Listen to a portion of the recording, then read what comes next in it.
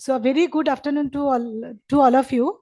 So we are sorry that it is little got delayed by 15 minutes, not little.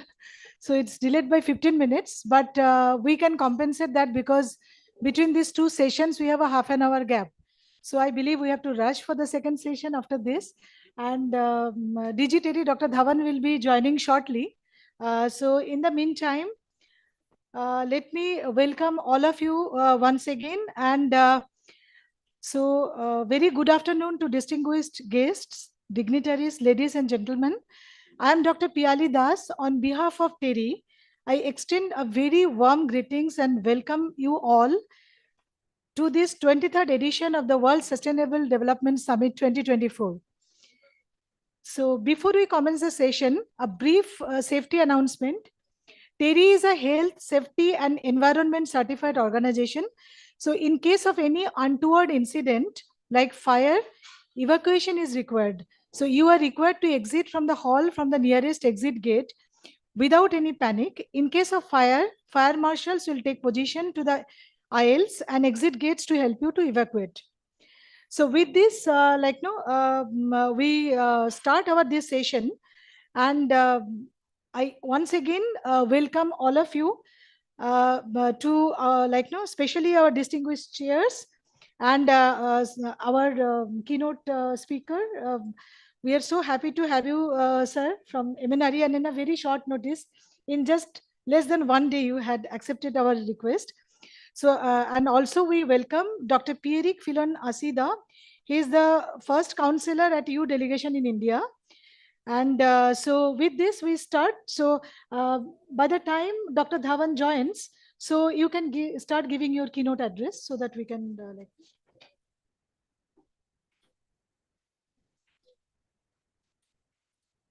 Hello. Thank you, TERI, for inviting me to this event. I'll be primarily talking about the hydrogen mission which India has launched, and particular focus on the shipping sector initiatives from under this mission. So the mission was formally launched and approved on the 4th of January last year. So in the span of 1 year, we have notified the scheme guidelines for incentives. We have floated the first tenders for giving incentives and also awarded incentives in the first week of January to green hydrogen producers and also to manufacture electrolyzers. So we are working with absolute focus and speed as is envisaged in the mission. The mission has, of course, many components because there are so many departments across which we work. I'll focus on the shipping sector part of it as of now. The mission has a provision of having projects in 3 sectors. One is steel, shipping, and mobility. The guidelines of use of hydrogen, how will we fund projects in these 3 sectors? 2 of them are already out. The third is expected shortly. The guidelines for shipping and steel have already been notified. So it comprises mainly of 2 aspects. One aspect is to develop ships which are retrofitted to run on green fuels. It can be fuel cell based vessels, or it can be ammonia or methanol fired vessels. We don't really mind as long as it's green hydrogen or derivatives. That is part 1 of the mission. Of the pilot projects. The second part is to develop bunkering facilities at ports. So the scheme guidelines have been notified for both. It's the same guideline. We have made 2 components. One is for shipping and one is for the bunkering part of it. The total allocation is 115 crores, and the projects are to be implemented in a span of 2.5 years. So we'll again make significant progress since the scheme guidelines are already out. We'll be now notifying the call for proposals very shortly, and thereafter the projects shall commence hopefully in the next financial year. As far as the bunkering facility is concerned, we believe that the ports which are closest to the maritime routes in India will be the prime sites. Again, they'll be chosen based upon the requests and the proposals which they send to us. which again you will see the call for proposals shortly in the coming months. You will see the proposals being awarded, and the projects will commence. Apart from that, we are also aware that there are many ship owning companies like Maersk and others who have already placed orders for ships to run on green fuels, maybe ammonia, methanol, of their choice. And they're also looking for global supplies of green fuel of their specifications, because as of now, I understand that there is very limited supply of green methanol anywhere in the world. So we have also notified two guidelines for ammonia and hydrogen to aggregate that. We'll aggregate the demand for many consumers. We will float the bids. We will fix the incentives which are there in our mission, and we will ask them to bid on the lowest price of supply. So those two guidelines are already out. If the industry so desires, and you come to us with your requests that we want to consume so much amount of green methanol in so many years, there's a sustained demand. We will be also happy to talk to you regarding conducting a similar process for even green methanol projects for the shipping industry. So we are very flexible on how we go forward. Our ears are always out for any concerns or any specific demands you have, of course, within the approved policy which is there so far. And we sit very close by at MNRE. So any of you are welcome to come and meet us there as well. And we'll be happy to take forward any suggestions or any requests from the industry shipping as is regard. As you know, this budget for the pilot projects in the shipping sector is sanctioned for 2 years, and based upon the performance, we were told that based upon your need, you may also request for further more funds after the 2 years are over. So this is an initial allocation, and as the need arises, as the sector evolves, we will make the request to government for appropriate fund allocation as well. So I will not be, I won't take too much of your time. I would end here, and of course, if there are any questions during that, we can always interact in the break. Thank you. Thank you so much.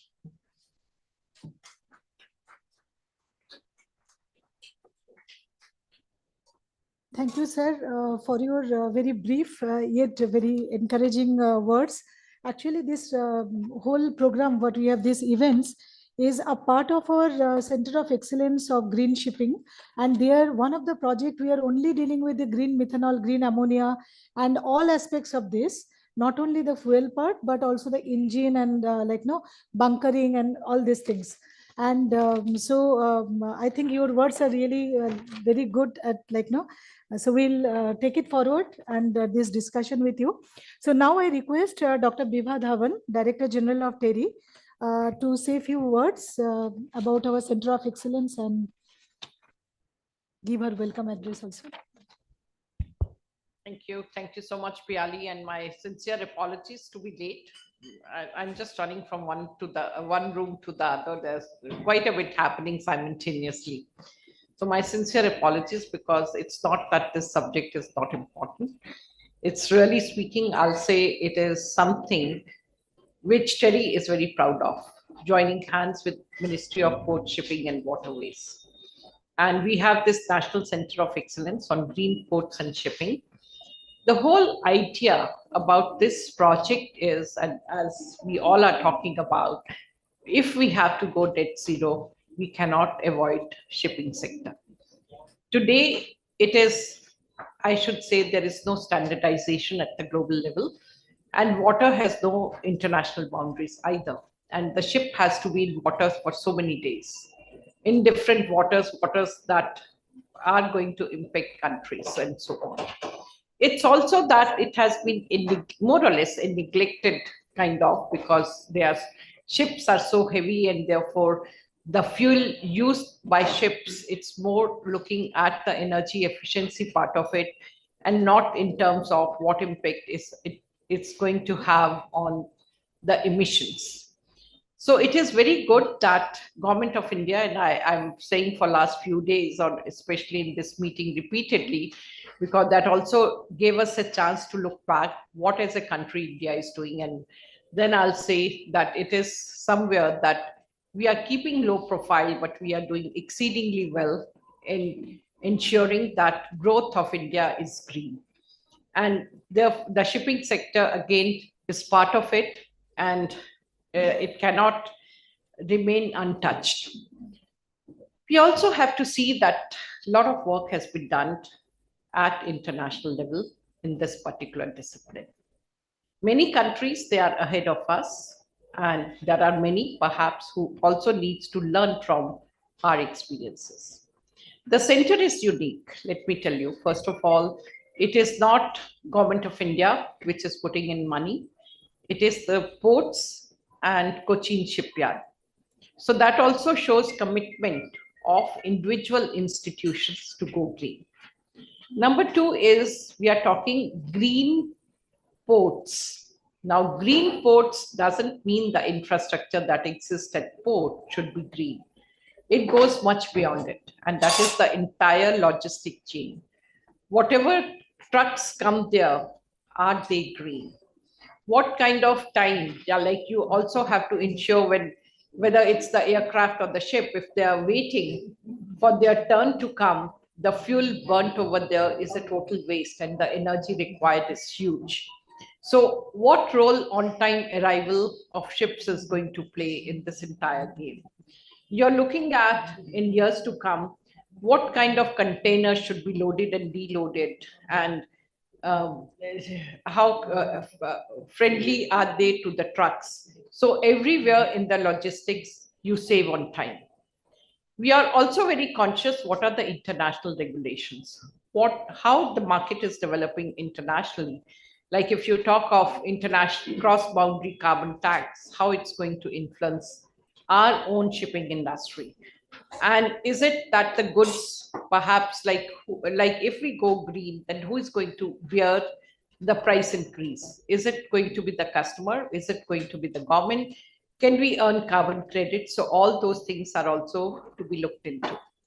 And that is where we feel very proud of being this center, being at TERI, and with excellent partners. So it's an example that we are intending to work in partnership, and which again is not just restricted to India.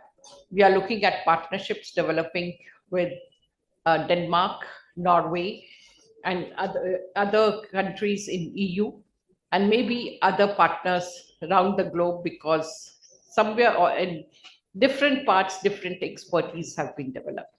So I do look forward to, I should say, very interesting deliberations in this particular session, and learn a lot. And Deepu is here, and he's our partner from Cochin Shipyard, and we are learning a lot from him. And I'm sure it will be a good learning experience for me today. Thank you so much. Thank you, ma'am. Now TERI have been working with European Commission and European Union to develop the roadmap for cooperation on sustainable biofuel for both for maritime and aviation fuel. So we have been working quite some time together. So I will request Dr. Pierrick Filon Asida, who is the first counselor of EU delegation in India, to say a couple of words for this roadmap on collaboration for biofuel. Yes, thank you very much. My name is Pierrick Filon Ashida, and I'm working at the EU office here. I am a counselor in charge of, in fact, science, innovation, and education. It's always very difficult to speak after the Director General, because not only she's a Director General, but she's a specialist of biofuel. I'm not, but just to tell you, when this morning I was preparing with Dr. Krehan, who has been one expert on this study with Dr. Piali, whom I would like both to thank, because all the work presented today was prepared last year. Last year, in fact, TERI hosted a major event of experts, and today we are focusedly looking at maritime. But as Dr. Piali was saying, the interest of the EU was broader, was to look in general at biofuels, especially aviation and maritime, to see the common points, maybe to see the different points. And today is a special reason why we, EU Embassy, are here is because you are launching this roadmap. And you will have a very nice brochure, leaflets that will be public, because we need a visibility of the work done. My message number one is, when I was preparing with colleagues, and Dr. Buki will be here, he is here today, and he will be at this evening doing the conclusion. So I hope we will benefit from the exchange today, because it's what I see from the outside, not being a biofuel specialist, is the complexity of the situation on biofuel in general. And maybe we should not be misled that maybe where Europe is and where India is, we are different. We are starting from different points. What I see very clearly on biofuel is that India is starting with a need to look at also the domain of bio waste, biomass, city waste, and how it from there it can make it positively to biofuel. Maybe the situation is different in Europe. Maybe in Europe we are more looking at an issue which is important, biofuel, on the reporting, certificates, quality of the biofuel. So it's to say to the colleagues here, all of you in the room, that we are starting from different points, but we have to converge at least on a few elements. So I hope that today we continue to go on that path. And despite the fact that we have different constituencies, we look specifically, for example, at reporting. We look at, the Director General was mentioning, at the bringing all the stakeholders, especially the refineries, the oil companies. And one of the recommendations of the roadmap by Dr. Krihan, Dr. Piali, and all our experts was maybe to look at the possibility to create a fund. So we are not yet there at the institutional level, but it's something that we must target. But the fund is only one of the three pillars. So let me briefly outline. The second pillar, as I just mentioned, especially for us, EU, where we are a regulatory body, we need to look at certificates. What kind of biofuels are we talking about? And at reporting.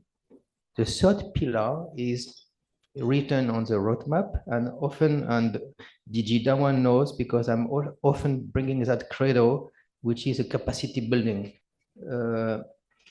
As I told you, I am in charge of education with India, and I don't think that in the roadmap it started to be discussed. But are there major curricula in India and in Europe for masters, for PhDs? How many PhDs are working in the domain of biofuels? I would like to know. I would like to get a number in India. How many IITs are looking at biofuel? How many universities in Europe do have something, a master with a curricula where biofuel is brought? I would like really that we value this component, because by building these masters, these PhDs, those are the scientists who will work in, of course, in universities, but in companies. So do we have that knowledge? And do we know who are the best universities in both EU and India teaching on biofuels and the necessity to complete our decarbonization? So those are the three pillars of the work, the roadmap, as I said.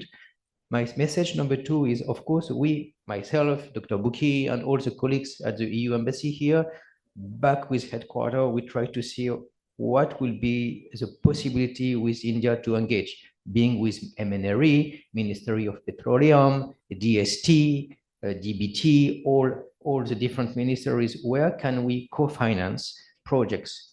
And again, projects, but not only projects, maybe mobility of scientists. So it's not only a pure creation of a new synthetic biofuel, but looking at the possibility of exchanging students. So often it's not the issue of where to find the money, is how we establish the priority ranking. Should we work first on reporting? Should we first work on financing biofuels? So we need to sit with MNRE and other colleagues to establish that prioritization, because we cannot do everything at the same time. So we are not yet there, but of course, our interlocutors, the ministries in India, are very, very interested. But just to tell you, and it's a pity, but our ambassador was busy, otherwise he would have liked to open the floor today. 2 weeks ago, he was in Hyderabad at the Wings Air Show, and the SAF, Safety Aviation Fuel, was #1 So the ambassador discussed with the Minister of Civil Aviation. It was very, very visible. I don't know, I'm not a specialist, if in maritime it's the same. If as much as in the aviation domain, I can see in aviation the really, really strong push of all the stakeholders to go for stuff. I don't know in maritime, maybe it's the same. But I can tell you that I could sense from all the stakeholders last week when we were speaking with Airbus, President of Airbus was there, Minister of Civil Aviation was there, the member states were there. So all the stakeholders say, yes, we have to go to SAF, no alternative, no solution. So I wonder if it's the same on maritime. So those were the main points. I'll just recap. So we are very happy to have worked with TERI, especially you, Dr. Pierre, but all the team. It's a team effort. On our side, Dr. Crehan, but all the experts who were working with Dr. Crehan on our side. Number two, we have this triple pyramid between finance, reporting, capacity building. But maybe let's detail more in terms of action what we can do in terms of projects with the ministries. So thank you very much for inviting us, and all the best for the launch of the roadmap by TERI, and happy birthday because it's your 50th birthday. Yes, I'm over 50, but it's a good age. Thank you.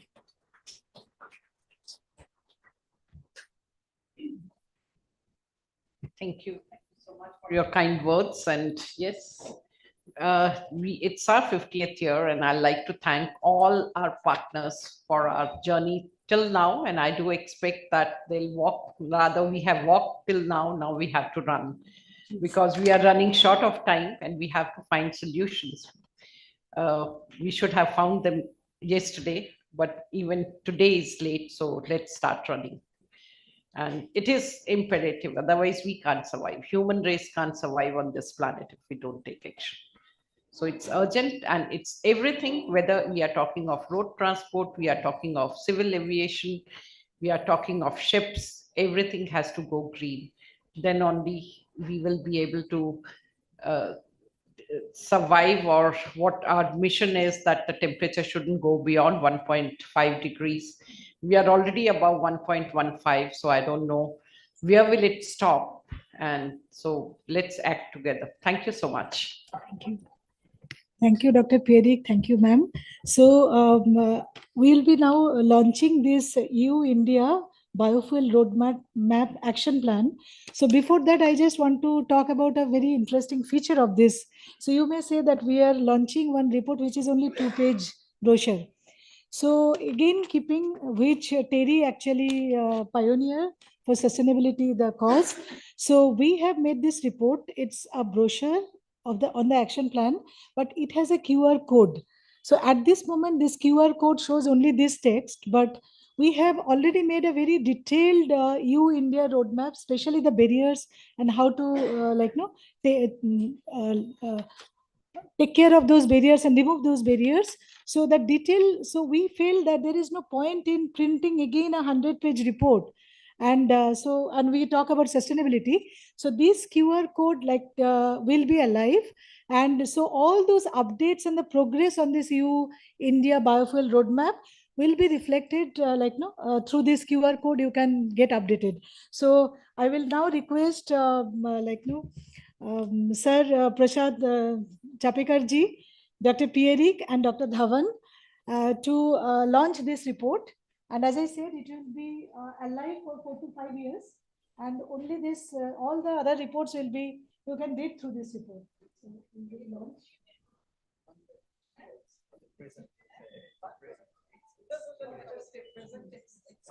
How do you use the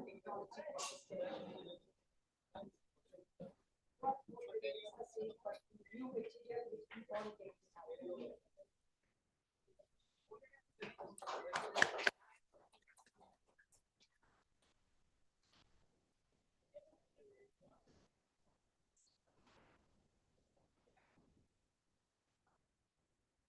Sure, they are going to discuss it, or Yes, we are having some copies. Yes, we will distribute.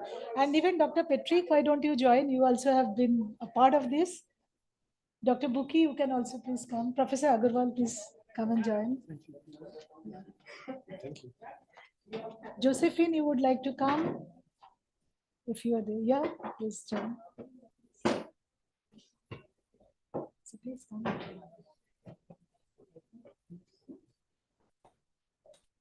From CHT Ministry, if somebody wants to come, please join. Yeah.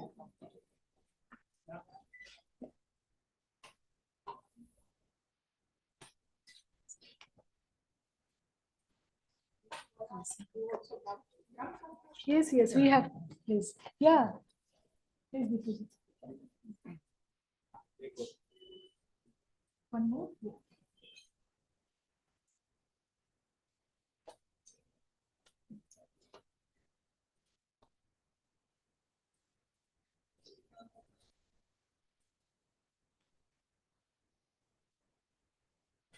Thank you. Thank you. And this is the copies also. Yes. And now, ma'am, I request you to give a token of appreciation to. Ma'am, I request you to give a. Please. These are small.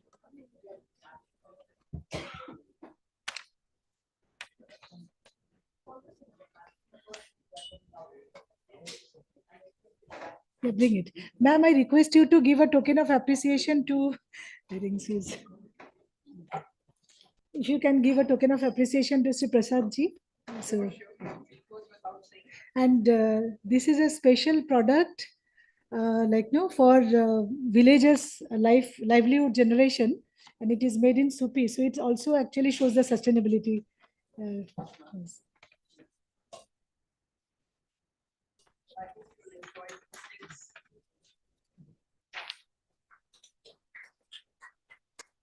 I request you to give it to Dr. Pierik.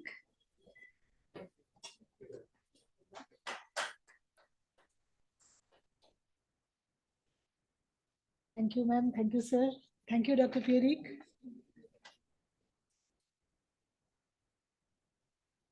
So with this, we close the first session, the first part of the session, and then we'll move to the technical part of the session. So there are, okay, sir. Okay, sir.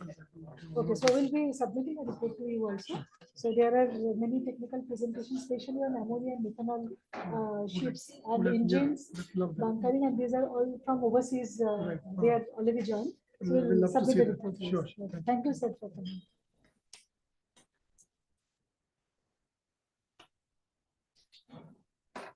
So, thank you, Dr. Pierik. So now I request Professor Avinash Agarwal to chair the next session, which is a technical session. And there are three speakers. They will be joining online. And there are three speakers who are here. They will be on physical mode. They will present. And also Professor Agarwal have a presentation. So over to you, Professor Agarwal. So you can take it forward. So you can put it, please.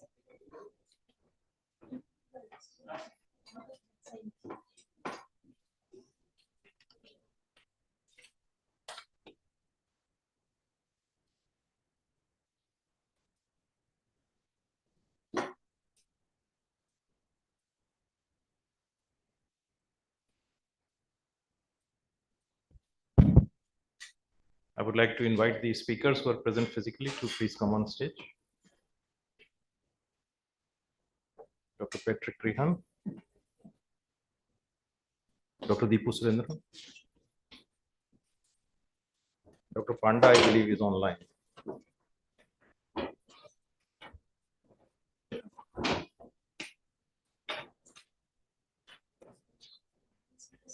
So thank you, TERI. Thank you, Piali, for inviting me to chair this very important session. India is in nascent stage of going for sustainable fuel for marine transport. It's a new game for us. We have been having different types of fuels for road transport. We are now also exploring the sustainable fuels for air transport, but for marine, it's a new area for us, and I'm very pleased that there are so many speakers and all leaders in their own field who are here for this this session. So overall, there are 7 speakers, and I think we are already running quite late. We are left with about 45 minutes. So may I request all the speakers to limit their presentations to about 7 minutes, if that is okay, so that we can make up some time. And if there is some time, we will take some questions. So can somebody put my presentation? So just to set the tone, I have prepared a small presentation, which I'll be showing you.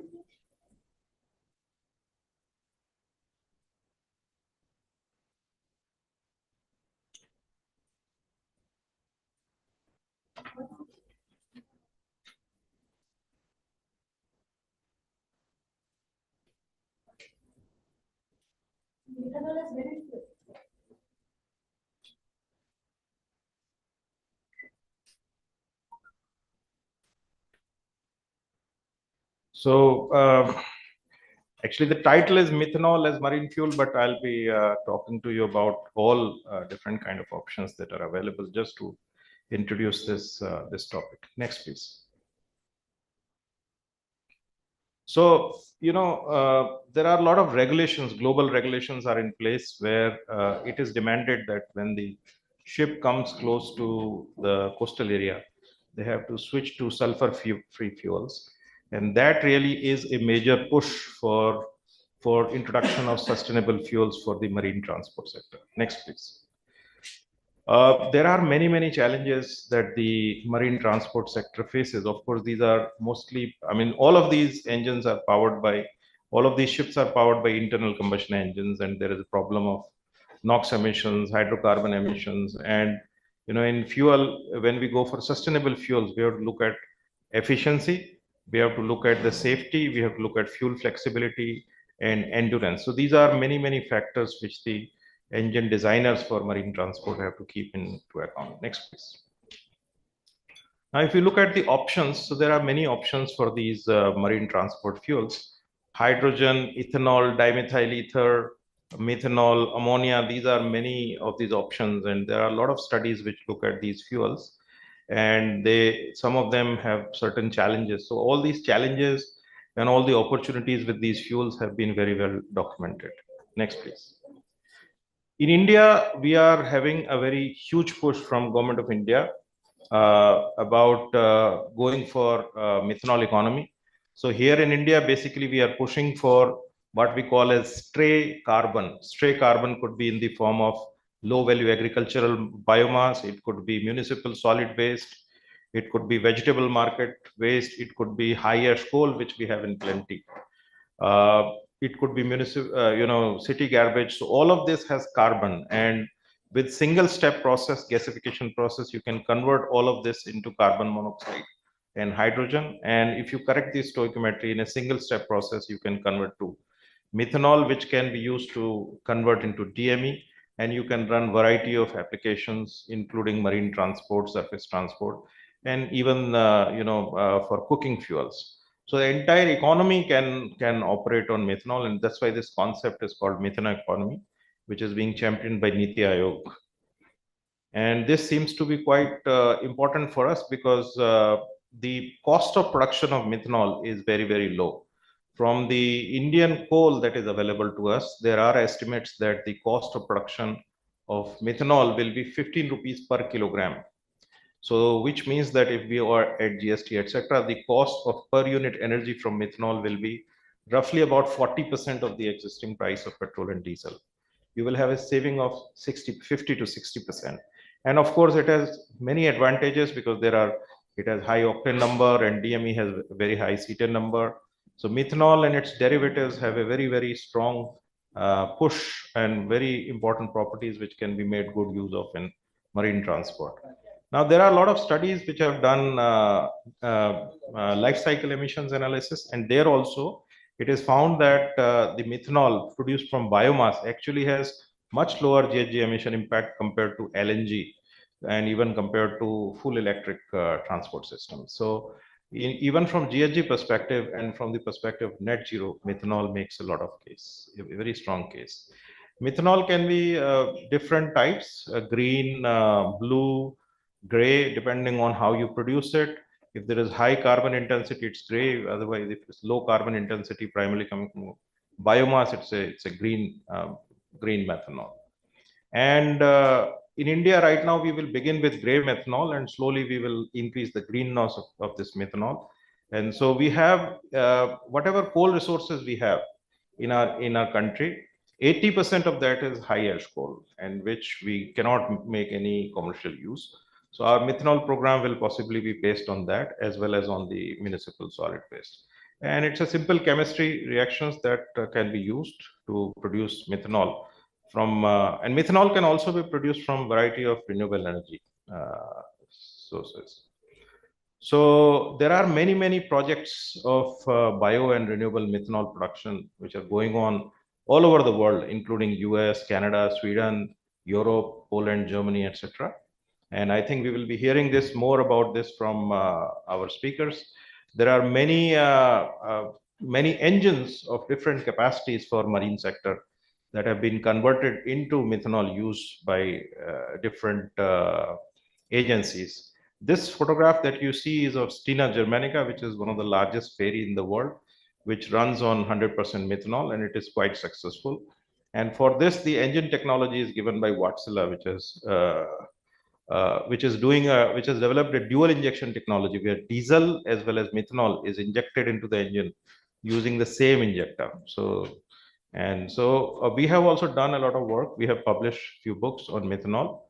These are published by Springer under the Energy, Environment and Sustainability series. So you are free to look at those, and that it's quite a good resource for information about methanol. So I think with this background, now I would like to invite our first speaker, Mr. Hino von Meyer, from Sustainability and Global Relations, International PTX Hub, to talk about green fuel options.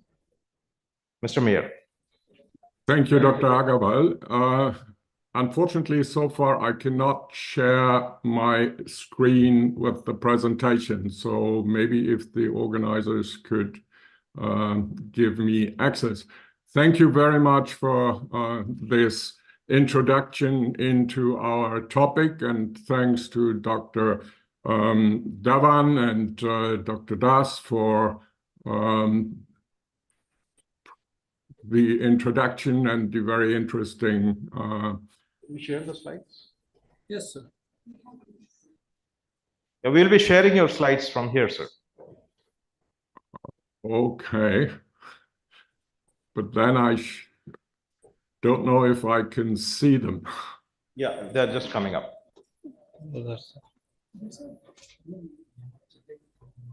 Can you not just give me access in Zoom? Then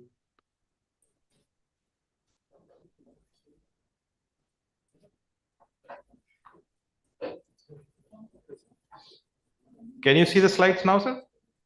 yes. Okay. So it's a bit tricky. I'll try to see that. Yeah, unfortunately, I cannot be with you, but I hope that we manage like this in the online space. I'm coming from the International Power to X Hub, which is a center of excellence and collaboration.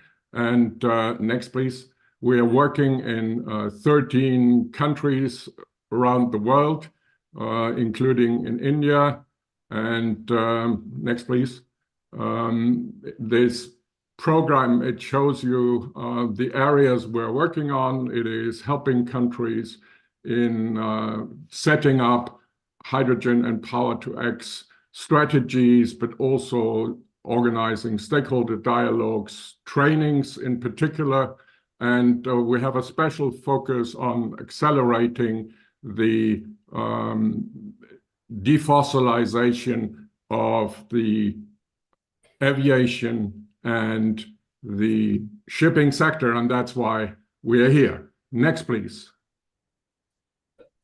Next, please. So you probably all know that picture.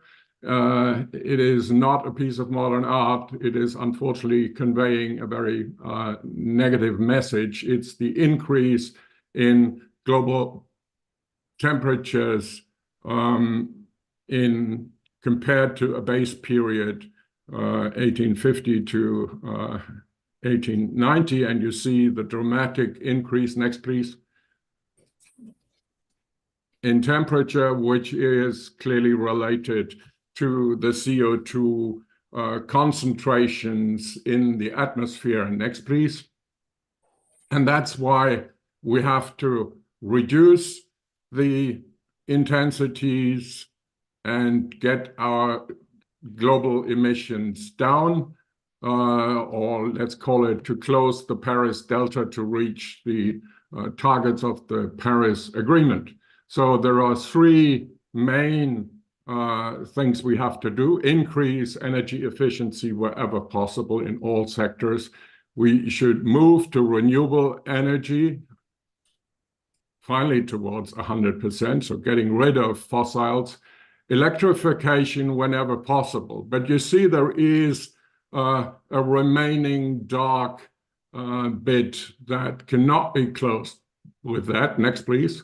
And in order to close this hole, no, back one, you need power to X or hydrogen. You need, in addition to electricity, molecules for those sectors of industry and transport that cannot be easily electrified. So next, please. Don't be shocked by, next, please, by this picture. I'll go through step by step, and it shows how to get from renewable energy in the left corner to shipping and aviation in the next one. Next, please. So whenever possible, use renewable electricity directly. And that's decarbonization. So when you can use electricity, for example, in rail and road transport, then use it straight. But next step, if you need molecules, you combine the renewable electricity with water. In electrolysis, you produce green hydrogen, and that, for example, can be used in many industries. Here we've put the steel industry. Next, please. Because if you combine then hydrogen with either in a process with nitrogen, you get ammonia, or if you combine it with carbon, then you get methanol, and we've just heard how important methanol can be. For methanol, yes, we need carbon, and so we have heard about opportunities to get carbon, and the carbon sourcing will be very important for the methane, for the methanol process. Next step, please. Next. Next. So you see the transport, no, back one. The transport sector plays an important role both in decarbonizing, defossilizing, and here you see the increase in the transport emissions. 75% are road transport, but aviation and shipping are in the order of 10 to 15%, and that's what we are looking at now. So next, please. This is a simplified version of what the International Maritime Organization has set up in its strategies, and the 2018 strategy put a target of reducing emissions on a wake on a well-to-wake basis to 50%. However, last year in July, next please, a significant increase in ambition was decided. And so now the target is to reach net zero or 100% reduction by 2050. And I understand that this is also the objective of the Indian policy to really reach net zero by 2050. Now, how to get there? Next, please. The transport sector, you can see here, has increased threefold over the last 3 decades. And more than 80%, 85% of internationally traded goods are carried by sea. So this really is an important sector. Next, please. And it is really expected that the sector will further increase by at least 30% until 2050.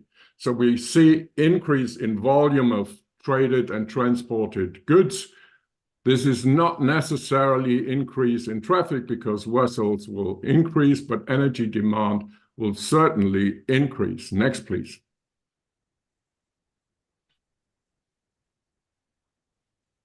And that means that we need to change the shipping fleet and the bunkering infrastructures, which are currently dominated by fossil fuels, and replace them with non-fossil sources. And here you see the development by fuel type. On the bottom, you see natural gas and oil. They will decline dramatically. They will have to decline. Next, please. And then the green parts show the biofuel and ammonia. And on the top, the blue ones are methane, methanol, and electricity. So it shows you the kind of ambition we have to go for. Now let's have a closer look into the readiness level of shipping fuels. And here we start with the technological readiness of fuels and engines. Clearly for fuel oil, LNG, and advanced liquid biofuels, this is high, the technological readiness. Next, please. But for the renewables, it is still rather low because we still don't have, for hydrogen and ammonia, we don't have the engines yet, although they are under preparation, and we will hear from MAN where we stand.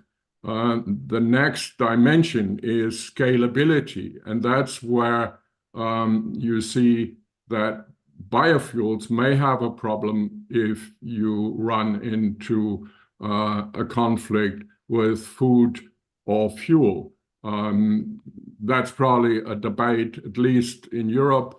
This is very much debated. We've just heard that you are more optimistic here. But on the next aspect, that is the energy density, you see that the traditional fuels are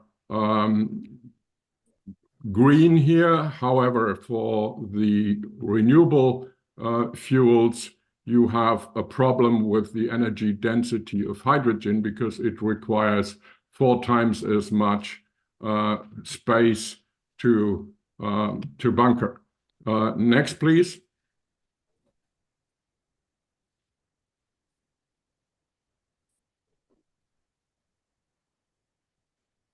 And this is the sorry. Yeah, we've jumped through, but maybe that's okay given the time.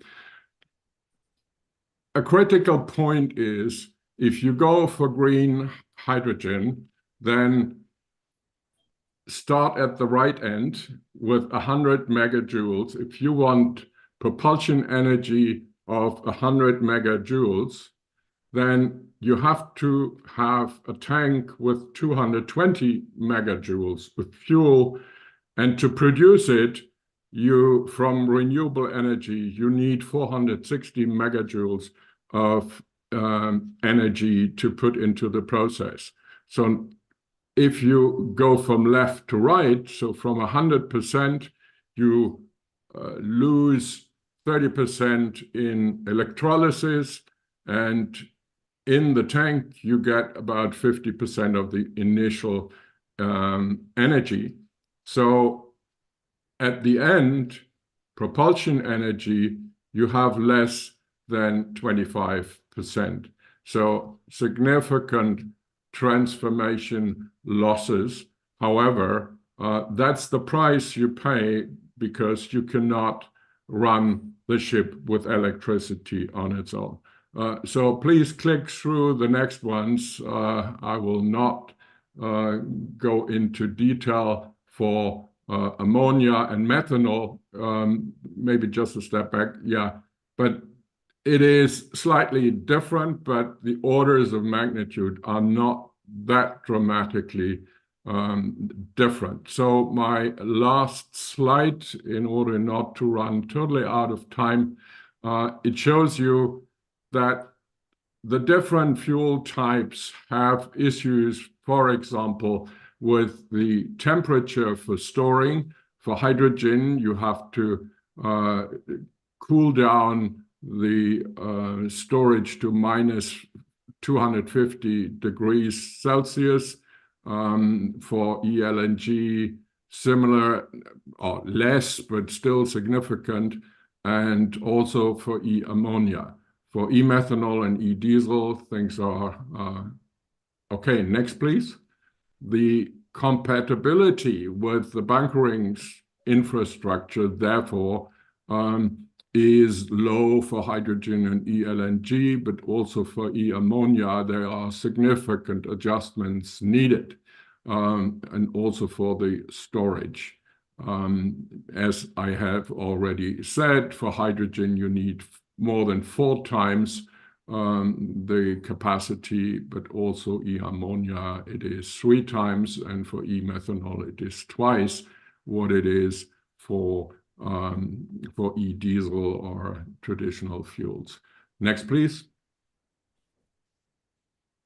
So this addresses the CO2 source, and as I said, you need the carbon sources and also the toxicity both to humans and to aquatic life you see indicated here. I cannot go into all the details now, but it shows you there isn't the simple silver bullet here. You have to analyze the settings, the situation you are in. You have to find solutions that fit to your case. However, on the other side, we're talking international trade, international shipping. So there must be agreement at least on a few priorities.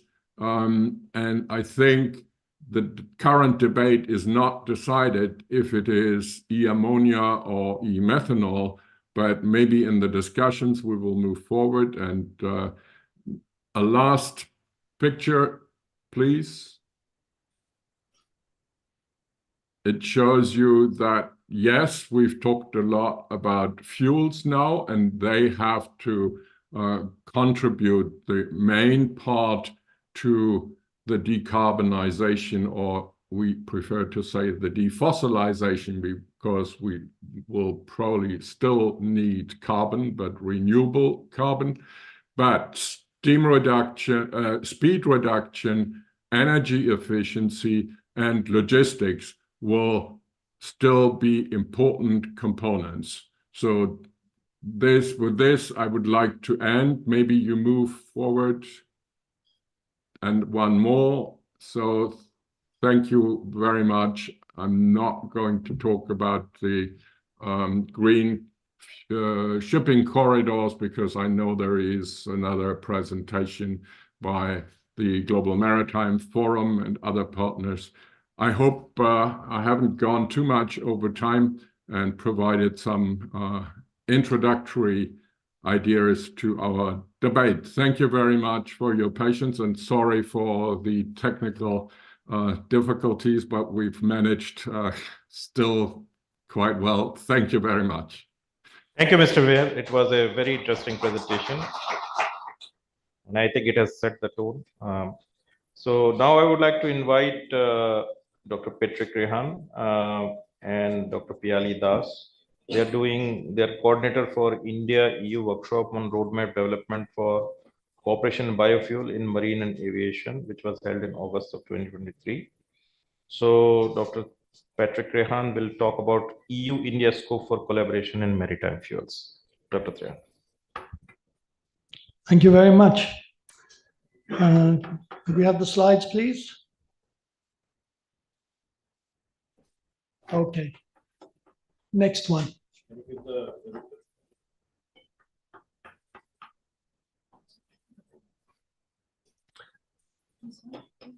Before that, yeah, okay, just up there. So first of all, thank you very much to Piali and her team here at TERI for producing this nice brochure. And what I'm going to do is tell you what's in the brochure, but first a little bit of history. We started this work in September 2022, the EU delegation initiative to look into collaboration on the production of biofuels from biomass for aviation and maritime transport. And actually, up until this point, the practice had been to focus on research into new technologies, etc. And perhaps the expectation was that we would come up with a list of new technologies that were needed to move ahead in the whole area of adoption of biofuels in aviation and maritime transport. But actually, once we started talking with people from industry, they said, listen, the new technologies, they're great, they're important, but it's not a priority. There are systemic issues that need to be addressed. They need to be addressed now, and unless we do this, all of the other investments are just not going to make sense. So what we found out is that the first issue that people spoke about was that the existing refineries that have been set up to produce sustainable fuels for aviation and maritime transport, they're not running at capacity, not even 10% capacity.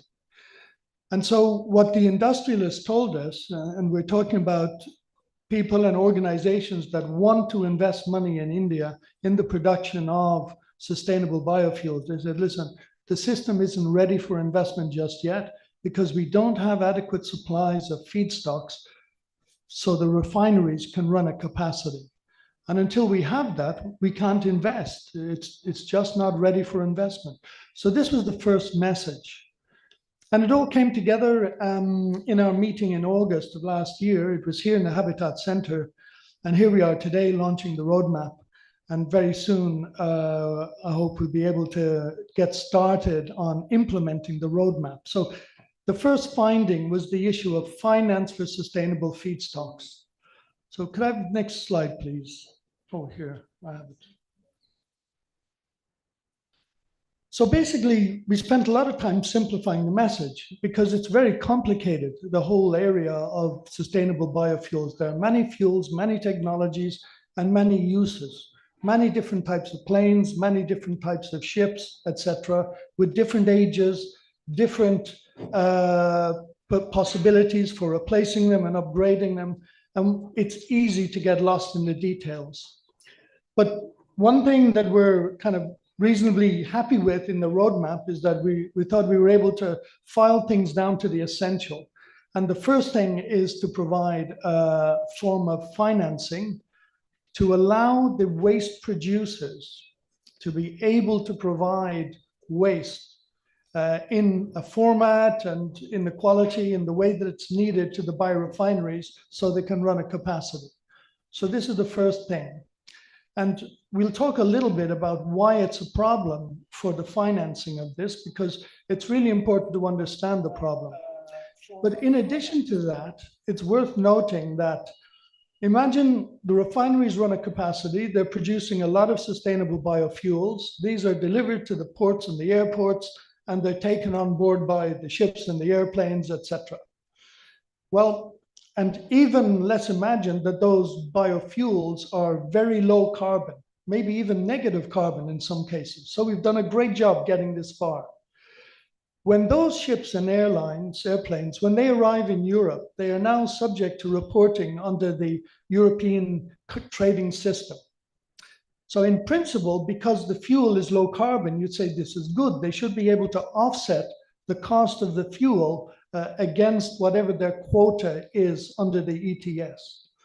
But this is only possible if they can prove that the fuel is not only low carbon and sustainable from that point of view, but that its production has been sustainable as well. And so we need a system of reporting that allows the shipping companies and the airlines and everybody involved, everyone throughout the supply chain, to demonstrate that everything they've done is reducing the carbon footprint and also having a very low impact on the environment. And so this is the sticking point, is that until we have a reporting system in place, nobody will be able to offset their carbon footprint by buying sustainable fuels in India.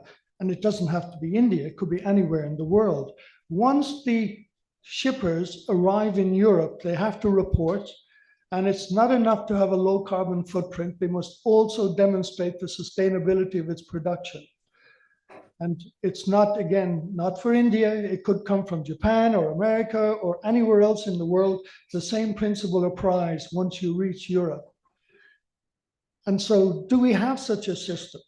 Because unless we have such a system in place, it won't be possible for the refineries to charge a premium for the fuels that they sell to the airlines and the shipping companies. So this second pillar, until we're producing the fuel, we can't report on it.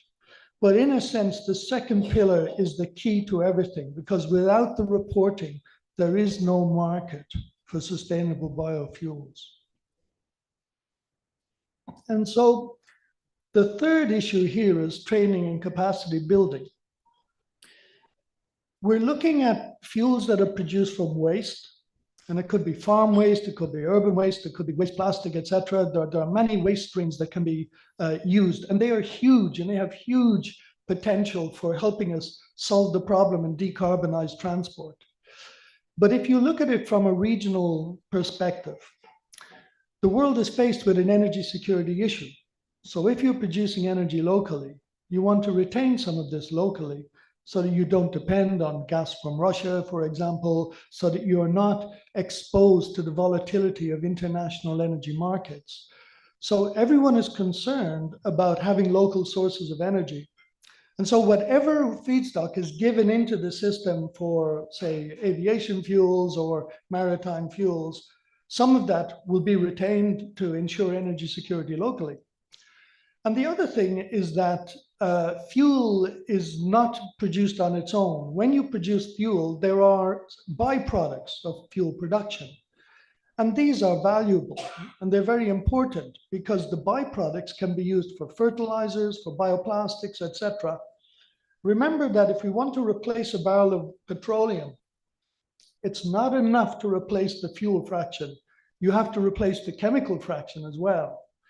And so without this, we cannot defossilize industry.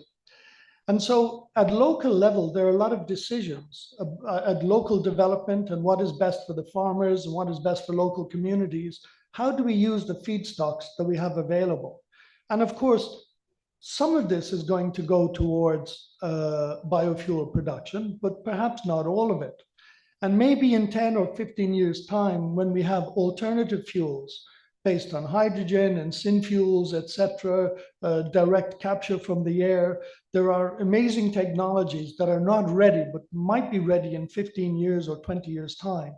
At that point, we'll have less need for the biofuels, but the biomass can be converted into commodities that are still needed to replace plastics and fertilizers, etc. So anyway, the point about it is that we cannot treat these issues as simple transactions because there are complex calculations that have to be made at regional level. And this is what we mean by training and capacity building. And we found this in Europe already, that it's not enough just to go and ask the farmers for waste. There are other equations and other considerations to be looked at in terms of local energy independence and other options for what you can do with that waste. So the training and capacity building program is aimed not just at the private sector, you know, like in bunkering and new skills and the handling of new fuels, etc. It's also needed in the public sector so that the policy framework is favorable to decision making. And so we don't end up with a situation with angry farmers like we had in Brussels, you know, recently, protesting and feeling that they are being unjustly treated by big industry, for example.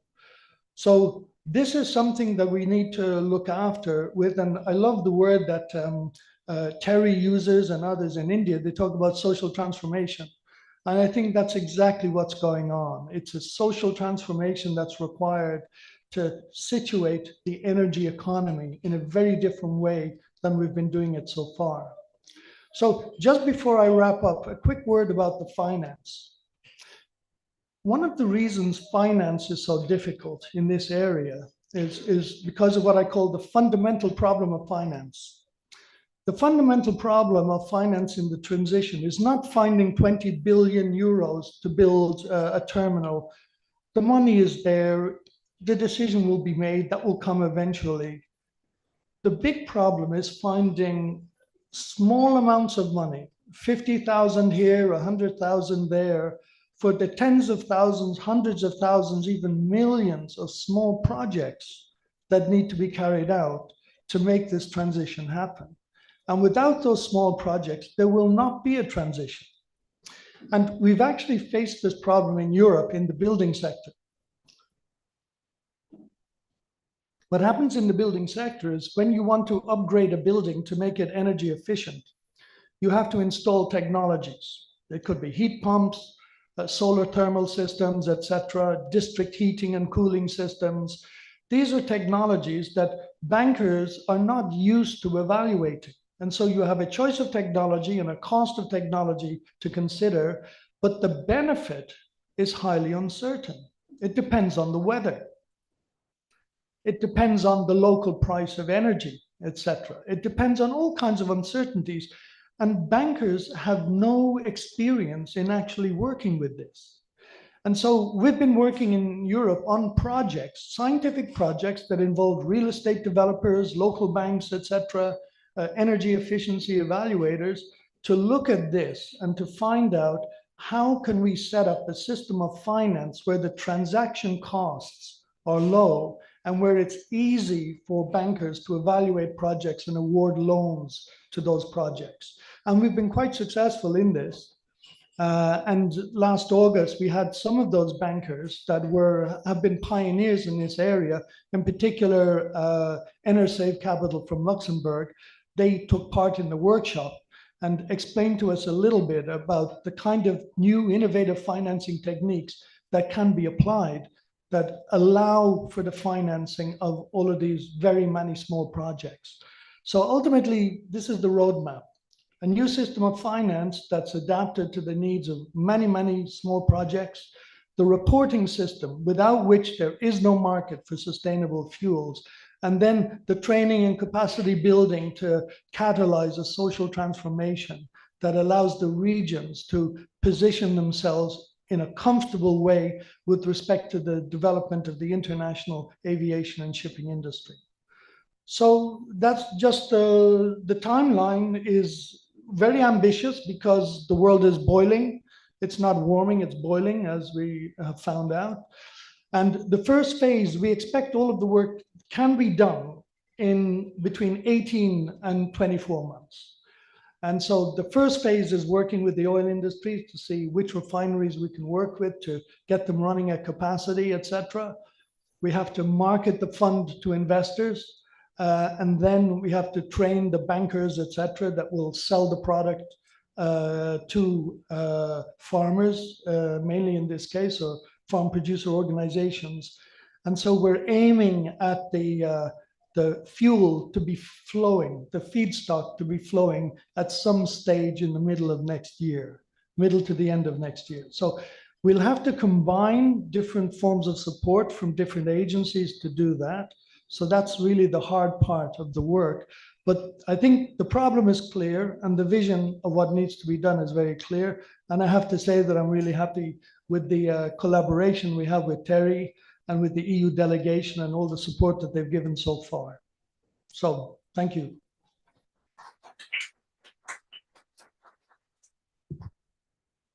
Thank you, Dr. Patrick. Do we have Dr. Abo online? Yes. Okay. So the next speaker is Dr. Abo, who is a Senior Advisor Europe of the Methanol Institute. And he will be speaking on development and status of marine engines run by methanol. Dr. Abo, 7 minutes. Thank you. I'll try to do it in 7 minutes. Can I, will you show my slides? Yeah. Can you see the slides? I can see the slide, yeah. Okay, we will move the slide as you tell. Okay. Yes. Thank you. I'm a senior advisor for Methanol Institute. I've worked for MAN Energy Solution for 40 years. I'm an engineer. I have been different positions, but also followed the development of the dual fuel engines for many, many years. I've been chairman 30 years in the CMAC fuel oil group and also attended the meetings and work in ISO 8217. So what I'm going to present here, and in 7 minutes, maybe not that easy, so I will try to do it. I will talk a little bit about these methanol engines. What is the development? How far are the development on the different engine types? Please, next. This is what you see here, just where the representation is for Methanol Institute. Here is a huge member. More than 90 members are represented in Methanol Institute. It is suppliers of methanol and all, you can say, it's transportation companies of methanol, but also now the latest years, it's also about ship owners that want to use methanol in the transition. Next, please. We have quite a number of working groups. Where we work with members in Methanol Institute. We also have, like, just taking the first one, the Green Corridor, where we know now there's more than 44 corridors around the world. Very, very interesting way of going in a fast, relatively, you can say, more easy way to look at harbors where big ships are coming in, big engines with huge emission compared to others, like container vessels and so on, that have a fixed route between different ports. They can go in there, and we work with these groups, also with our members and so forth. I don't have time for all that, but you can see it afterwards in your presentation handed out. Please, next one. Yeah, if you look at just MAN, 1,380 dual fuel engines with different fuels have actually been sold now. If we look isolated on methanol engines or burning engines, we talk about 177. And this is the two-stroke engine we are speaking about here. Two-stroke goes from 3 megawatt up to 83 megawatt. Vinci have 15 sold, and they came a little bit later, but it's also in the game. Wärtsilä, I have mentioned before, was a four-stroke engine. Himsen four-stroke. Holeby have also sold some. So if you put it all together, it may be 300 plus engines today are sold. and are able to burn methanol. Next, please. Yeah, I'll not go in detail with that, just to show, to see that previously here, it was mentioned that Wärtsilä had in 2015 the first methanol engine burning on a ferry. The next was a two-stroke engine from MAN for a methanol carrier. So there's a lot of experience out there. Next, please. This is just to see or show. I've made this one. If you have look at the right side, you will see the megawatt on the engines, and on the left side you will see what is available in 23, what will come in 24, and so forth.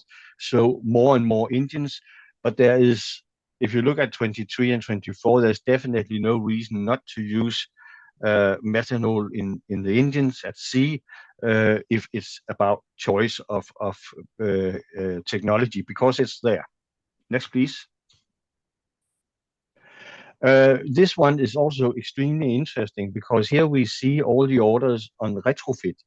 That actually is that you take an existing engine on a vessel, you for instance, in docking, when it's going to dock 4 to 5 years after it's actually delivered, then some ship owners, and especially big ship owners, they are going in and say, okay, I want to my engine converted to methanol. You see AP Møller Maersk, we see Seaspan, CMA, CGM have just ordered 2 last week, and it is very big engines here, again, doing a lot of things for the environment.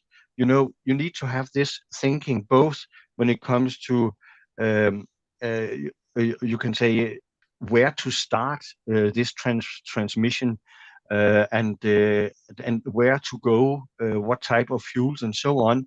We talked about green corridors where you can put together the logistics and supply in a much easier way than to do it everywhere at once. But here you have some very big consumers and also giving a lot of emissions. So when you make something there, a change and go to a neutral fuel, then you have a big impact relatively. And you have to think about this 98,000 vessels out there. It's maybe 20%, which actually consumes 80% of the fuel. Next, please. Yeah, it's different applications. Next, please. It's not only container, it's tanker, bulkers, it's everyone, you could say. And using methanol is different from the other type of dual fuels like LNG, ethane, and LPG, and so on, because you keep it in atmospheric pressure. It's very easy compared to the others to handle, and so forth. So also installation of such a system is quite more, you can say, cheap. The capex is much lower.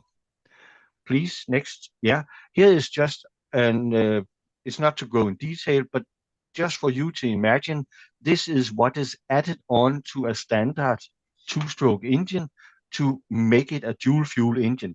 In this case, it's for methanol. It could also be for gas and so on, but they are all different. These, so that's important to notice. Next, please. And I think you have to step through that because there's a lot of, we don't want to go too much in detail. And you see, I don't know, for people who have not that much insight in engines and so on, you see on the left side 1 cylinder. On the right side, you see a big engine. It's the 95 bore engine. I think this one will have a weight about 2,000 tons. And you will see it has 1, 2, 3, it has 8 cylinders up on top. And there on the top there, it's also what you see illustrated on the left side. Please, one more. Yeah, and this just jump that one. But on the left side, you can see actually an injection valve for such a huge engine. The weight of the injection valve is about 120 kilos. Next, please. We have talked about that previously. It's about how much, because of the low calorific value, is about half of what it is for for normal fuel oil or fossil fuels, liquid fuel, the tank will be bigger and so on. Next, please. And here is the supply system, which is also simple in the case of methanol. You have tank, you have pumps, you have filters, you have a valve train that secures that anything happens here which is not safe on the engine during operation, it will shut off the methanol and it will automatically in the control system turn on to fuel oil and you will not feel anything in loss of power and so on. Next, please. I can also just mention that all these systems, next please, all those systems here is controlled by hazard investigations before it's actually finally designed. And of course, it's in ITF and ITC codes, methanol is also introduced for safety as always. That's also done now from ammonia and so on. Yeah, next one. I'll not go in detail. It's just if you retrofit one of the existing engines to for instance, a methanol engine, then it have quite a high cost relatively. But the smaller the engine is, relatively the higher price it be, because it's the same type of components, same number of components. It's actually a matter of sizing here. So next, please. So if it's not the vessel is not from the beginning built with a methanol burning engine capable of burning methanol, then today a lot of orders for new vessels, there is already looked at tank systems which can be adapted later on, design hull structure, reinforcement of tank systems, machinery space for this supply system we saw before. So it's much easier to install afterwards when that could be necessary. And it will be necessary for the future. We will see much more retrofitting than we have seen today, even though it's increasing very much. Next, please. Yeah, but thank you very much. That was my short presentation. And please come back to us in Methanol Institute if you have any questions whatsoever on the production, use of methanol, and so forth. Thank you very much. Thank you. Thank you, Dr. Abe, for a very interesting presentation on methanol. If there is a time, we will take some questions towards the end. So is Mr. Weiser present online?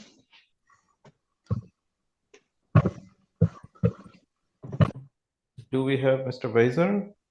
Yes, I am. Okay, so it's my pleasure to invite you to deliver your talk. Mr. Weiser is a senior advisor at Winged, and he will be speaking on development and status of marine engines run by ammonia. Mr. Weiser, we are running quite late, so if you can just stick to just 7 minutes. I'll give you a tap around 6 minutes, heads up. So that please do. Can I ask the organizers to also share the PDF that I sent to them up front? Yeah. Can the slides be shared, please?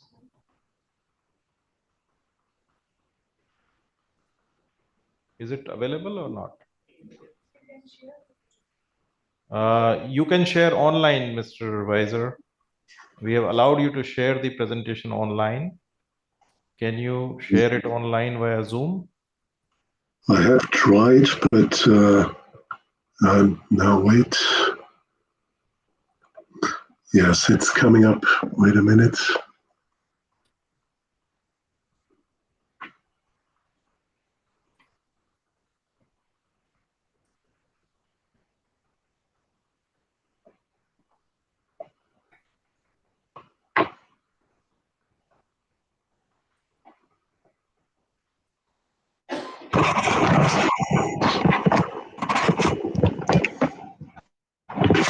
Okay.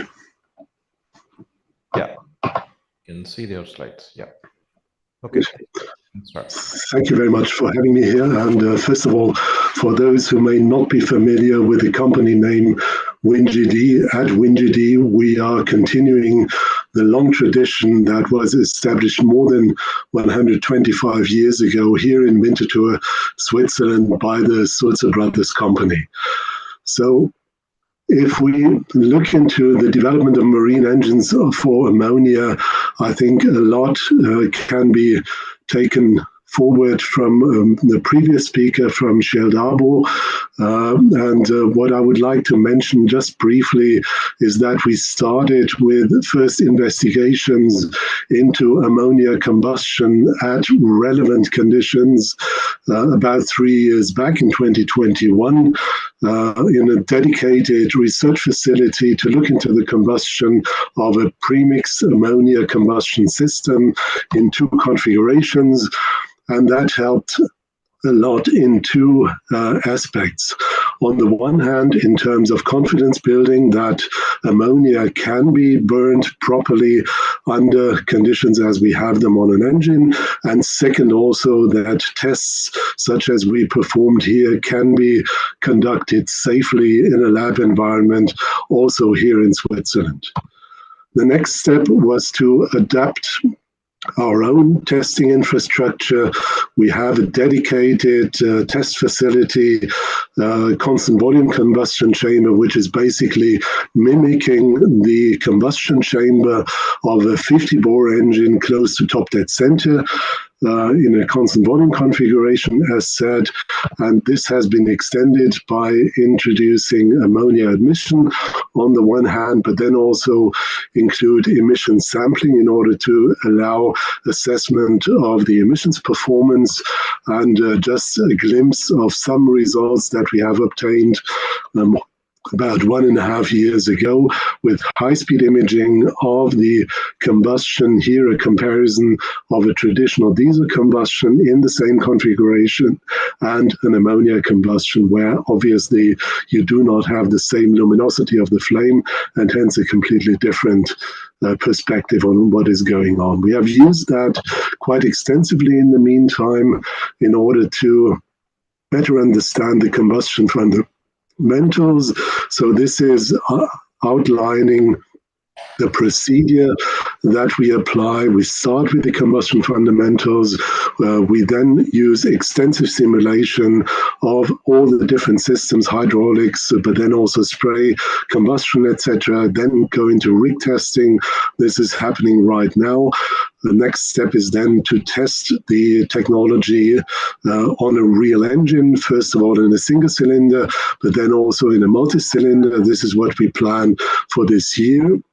And the next year, we will not only have the full engine system demonstration, but also the delivery of the first prototypes, as I will show you later during this presentation.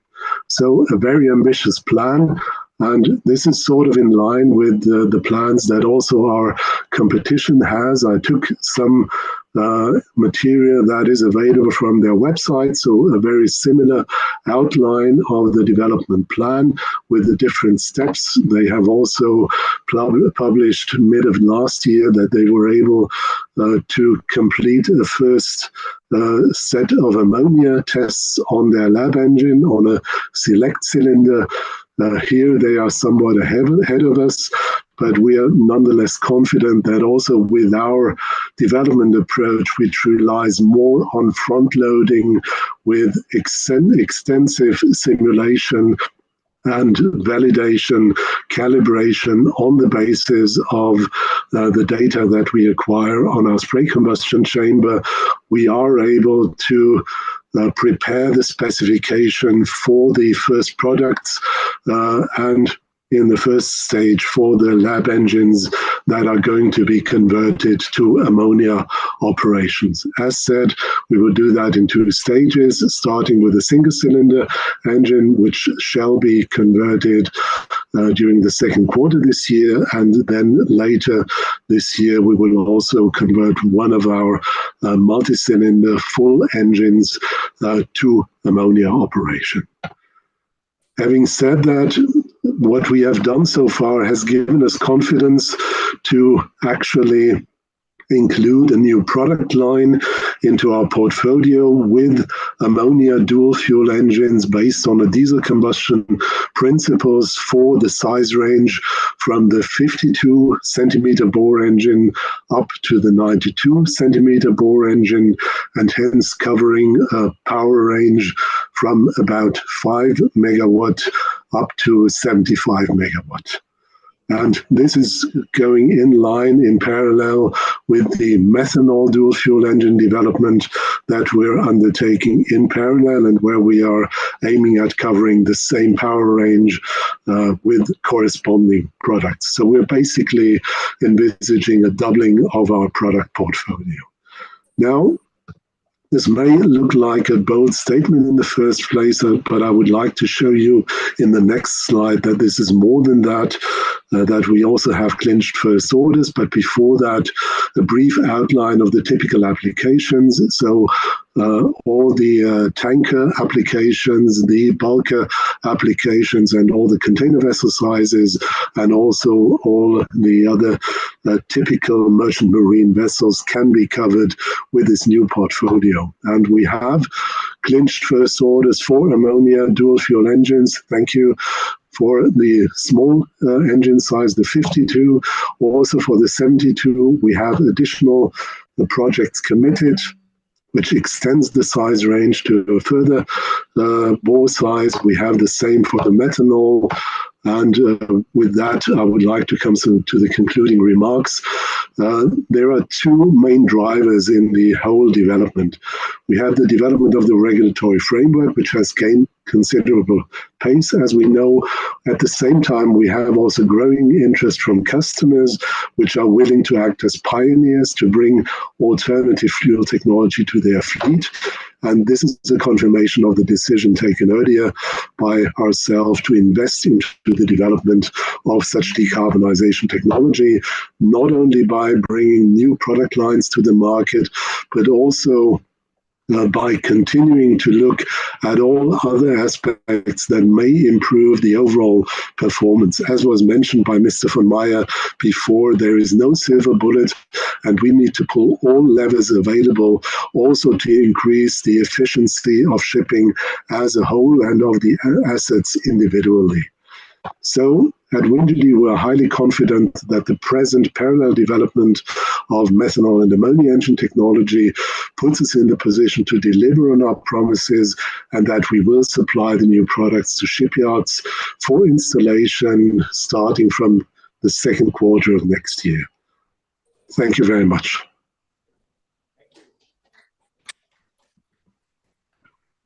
Thank you, Mr. Weiser, for finishing on time.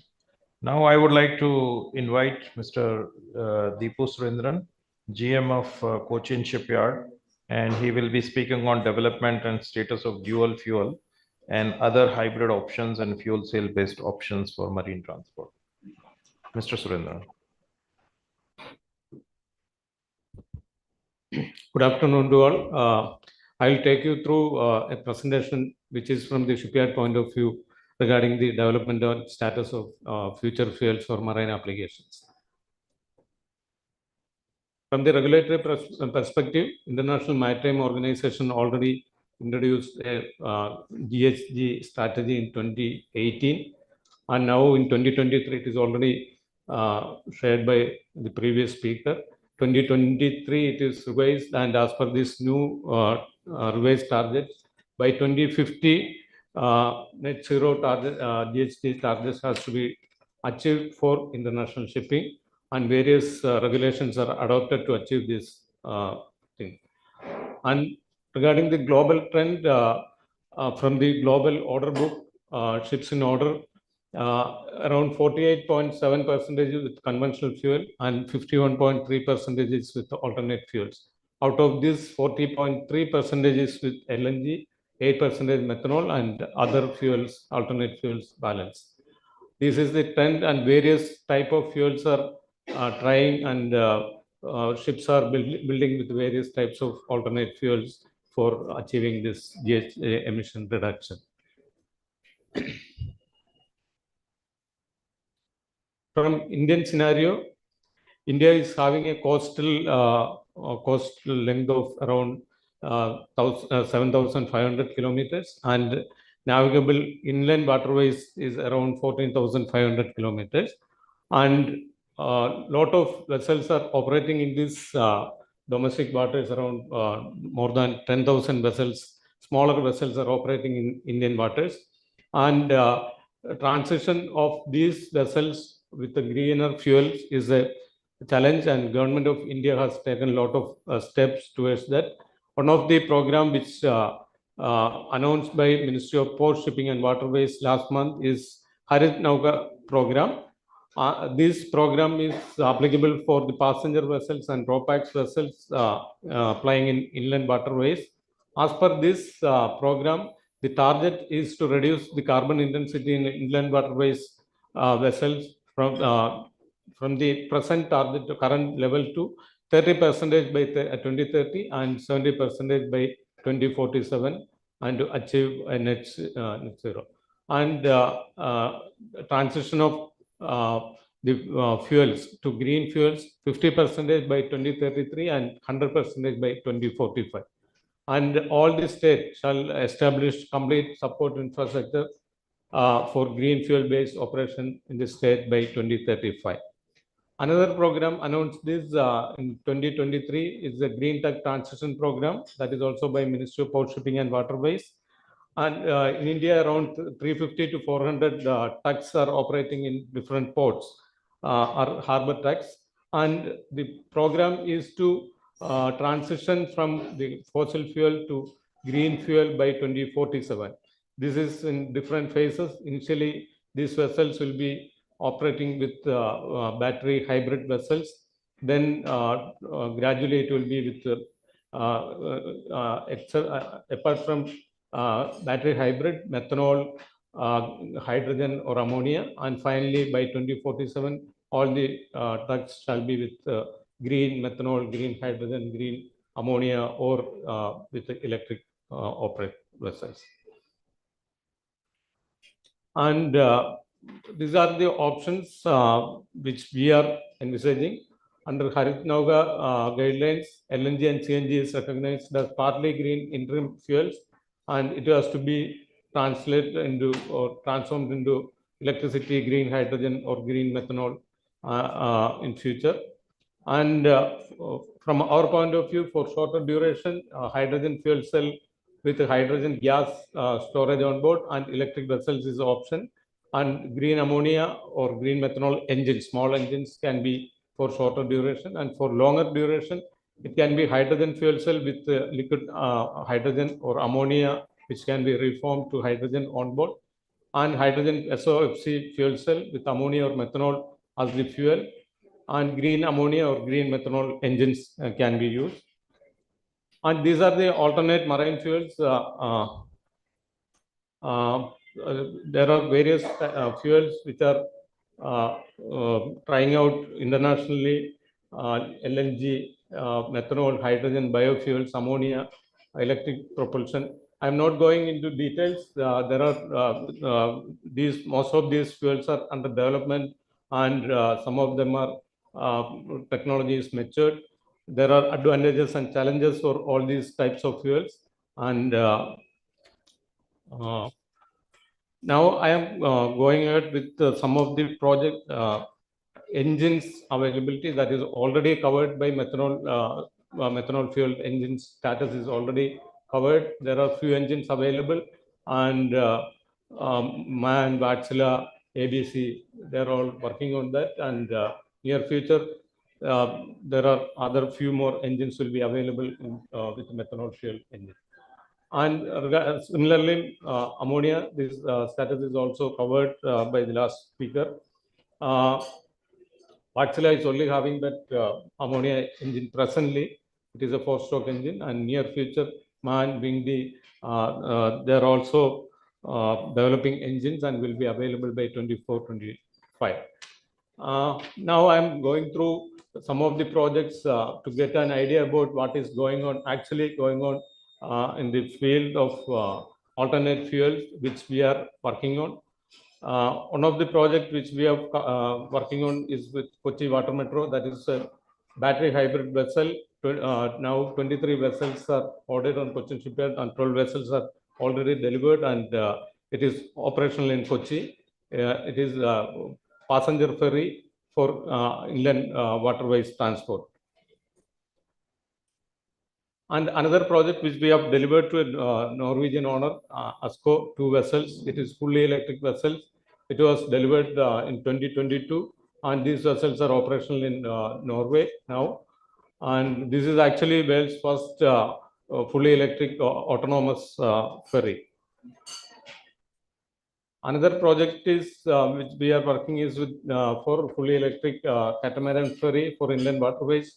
We have received order for 8 vessels. We have delivered 2 vessels. One is operating in Ayodhya and another one in Varanasi. Other 6 vessels are under various stages of construction. This is another interesting project which we are working on. It is a pilot project with hydrogen fuel cell. It is fully indigenous technology, and this technology, this fuel cell also is from India. We are partnering with a company called KPIT from Pune. They have developed this fuel cell, and Indian Railshore Shipping is also partnering with us for developing the rules and regulations and certifications of the components. And this vessel is already completed. Trials are almost completed and will be launched soon. These type of vessels we are working with ministry for deploying in other parts of country for urban mobility solution.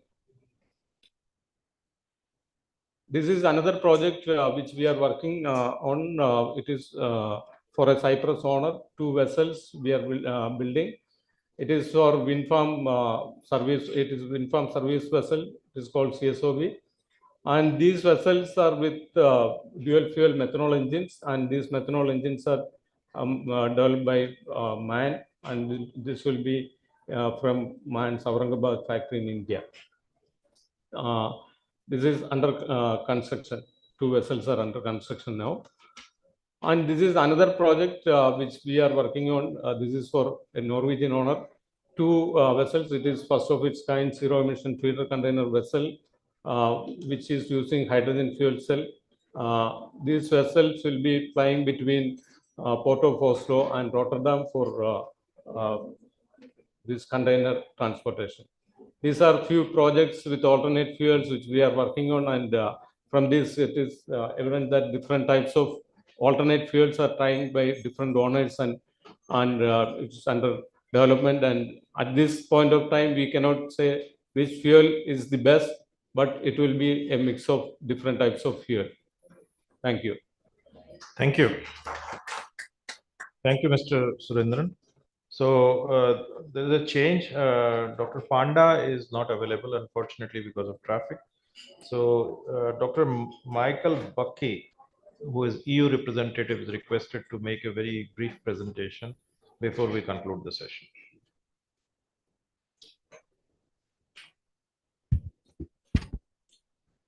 Thank you very much, Professor Agarwal. Thank you very much, Dr. Das, and thank you to TERI and GIZ as organizer, as well as a big thank to all the fellow panelists and my colleague. Thank you also for giving the stage to the EU delegation twice in one session. I'll try to be very brief. I think we have got an excellent overview of a very complex and very wide landscape, while both in EU and in India, we are trying to both build the supply and build the demand. And that makes it very complicated because it can already be anticipated that different segments of the maritime transport, as well as other competing sectors, I'm thinking of sustainable aviation fuels, but also in the future biochemicals and bioplastics in particular, will compete for those technologies and for the primary energy, as well as the competing feedstocks. So before we are in this transition, it's very complicated to predict at which stage the different segments will reach the different milestones in terms of decarbonization and sustainability more broadly, including economic sustainability. Therefore, I think I would, as an outsider and definitely not as an expert, I would draw 2 conclusions: that if we are to try and attract large finance to these developments, we need to build on a certain flexibility. There needs to be some predictability built or forced into the system, because we already know that by 2050 or maybe 2070 or sometime in between, we need to reach carbon neutrality and a sustainable system.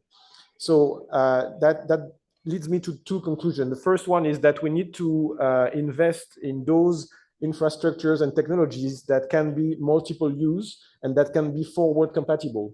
No investor will want to lock itself into a suboptimal technology. That's the first one. The second one is that because it's connectivity issue, whether we talk about vessels, maritime transport, whether we talk about planes, or whether we talk about products that eventually will be exported by EU as a manufacturing hub, they need to be compatible with the standards and regulatory expectations on both ends. And that's true for Europe and India, but that's true for the world in general. So I think it's very important that quickly enough we converge on a traceability system, a monitoring, reporting, verification system, and a reporting framework that can help those different nodes in the hubs to talk to each other. So we've seen that there are already milestone sets for what is green enough, what is good enough as an alternative fuel for certain Indian vessels. In Europe, we set ourselves some benchmark as well, like that there needs to be, for instance, a minimum of 65% emission reductions versus the conventional fuels for a biofuel to be considered green enough by EU standard and therefore to be eligible for state aids. So if there is such a mismatch between 30% on one end and 65% on the other hand, it will be difficult, especially if the underlying methodologies are not compatible enough to understand whether those figures mean the same or they are actually conveying a higher ambition. So I think the MRV and the reporting systems are a no regret option. The better we understand each other and the better we understand the level of ambition that we build for today, in 5, 10, and 15 years, the easier it will get for finance to find the best places to put its efforts. So okay, I've been a bit long and I know we are short on time, but thank you very much. It was very enlightening to me. Thank you. Thank you. Thank you, Mr. Bhatti. So just to summarize, we have had a very, very interesting presentations. Mr. Mayor, he talked about need for increasing the efficiency, increasing the electrification and introduction of renewable energy and green fuels. And he stressed on decarbonization and defossilization of the transport. And this is because marine has transports about 85% of the international traded goods. And e-fuels in shipping are inevitable. Then we had Dr. Patrick, who mentioned on dedicated funds for collaboration, comprehensive sustainable reporting system, and training and capability capacity building programs. This was followed by Dr. Abe. He talked about Methanol Institute, which is a lead institute in promoting methanol in marine sector and varieties of engine technologies he discussed. This was followed by Mr. Weiser and at WinGD, and he talked about initial ammonia engine ammonia tests in the chambers, followed by marine engine development. And he reported that first prototype of ammonia engine will be ready by Q1 of 2025. And this follows a series of tests in spray chambers, CFD studies, modeling, and engine tests. And then Mr. Surendran talked about Indian system. And India has a huge marine ecosystem, both in coastal as well as in inland waterways. And we are trying to reduce carbon intensities. And he discussed all the Indian projects and the huge Indian effort being made by his organization and country as a whole. And finally, Dr. Michael Bucky talked about different monitoring mechanisms and need for collaboration. I must compliment TERI for establishing the Center of Excellence on green shipping. There are many objectives which include comparative study and ranking of sustainable fuels, reporting of technical feasibility, and then establishing supply chain and logistics for sustainable future fuel options, existing global standards and rules and regulation review of all of this, and converting construction vessels for pilot projects. And finally, and most important, exploring collaboration opportunities. And I think I would like to join TERI in welcoming. This is just the beginning of a long journey for the sustainable marine transport fuels. And TERI and Dr. Piali Das has taken a lead in establishing in this very important area. My compliments to all of you. Thank you very much for all my speakers. Thank you to the audience. So Thank you so much, Professor Agarwal and all our esteemed speakers. So I will give a vote of thanks, the shortest vote of thanks in my life ever. Thank you, everyone, because the other session people are waiting. So from the bottom of my heart and from TERI, we thank you all, and you all came in a very short notice. It shows your commitment to this cause. And but before we end, to start again, so I will request Dr. Pierik if come and give a small token of appreciation to Professor Agarwal.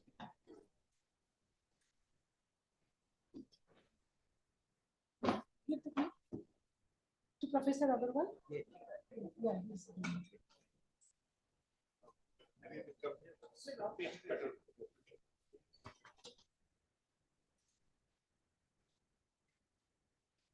It's okay. Yes. Before giving you the token, I already told you that I want to visit IT Kanpur. Sure. So I give you if you invite me. Yeah, I'm inviting. This is on record. Yes, Thank you so much. Thank you. Thank you. So now, thank you. Now I request Professor Agarwal to give a short token of appreciation to Mr. Deepu Surendran. Or Dr. Pierik, any one of you, or both of you. Thank you. So we'd like to, if we give a clap to, so now I request again Dr. Pierik and Professor Agarwal to give a token of appreciation to Dr. Patrick.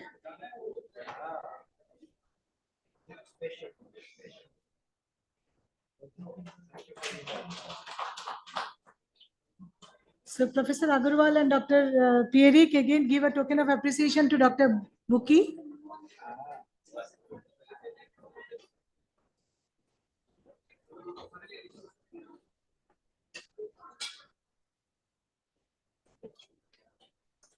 Thank you. Thank you, everyone. And we wish to take a photographs together, but I think the other session already are like, no, they are becoming restless because it is delayed. So we can take it outside. And thank you once again to all of you for your patient hearing and for the support. Thank you so much. And please join the other session in TERI, 4th floor. So there is a small session. Okay. So please stay back for some time. You stay back for some time. Thank you so much.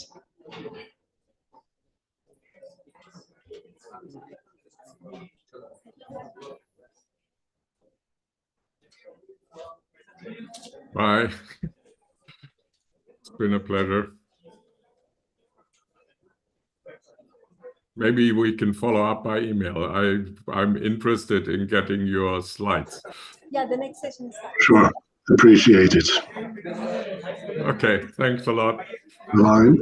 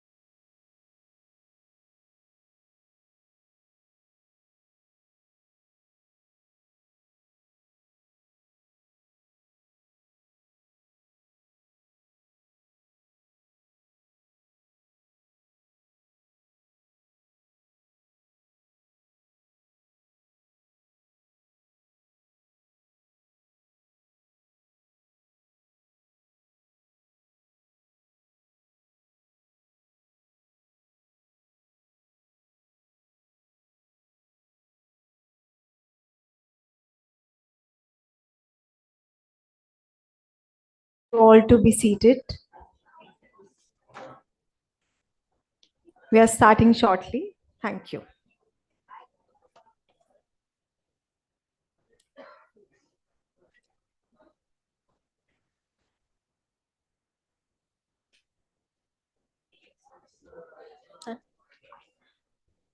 Good evening, everyone. Welcome to the thematic track titled Challenges and Solutions for Reducing Marine Plastic Pollution, curated in collaboration with United Nations Environment Programme UNEP and Royal Norwegian Embassy. I am Palak Khanna, working as a research associate with TERI. I'll be the MC of the session tonight.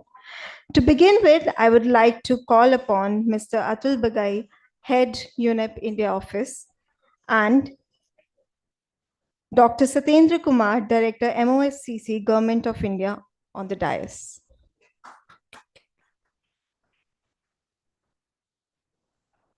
Yes. I would also like to acknowledge the speaker who has joined us virtually, Mr. Erlend Daggett, Senior Advisor, Ministry of Climate and Environment, Norway. To begin with, I would like to call upon Mr. Atul Bagai, Head UNEP India Office, to deliver the welcome remarks.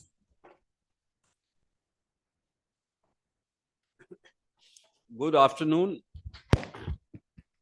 And I would, on behalf of UNEP and the Norwegian Embassy, welcome all of you for this event, which has been hurriedly put up because we all felt that this is an issue that should be highlighted in WSDS. It's an issue which has attracted global attention, so much so that 197 countries are now negotiating for the last year and a half to reach a stage where they can all agree to a legal treaty on plastics. And the issue of plastics and marine litter is so closely linked that this international agreement is something that will, after a very, very long time, give us a pathway to finding solutions. This session, of course, is on challenges and solutions, but I hope the next hour or so, we can focus more on solutions, because challenges are something that we all grapple with on a daily basis as soon as we step out of our house.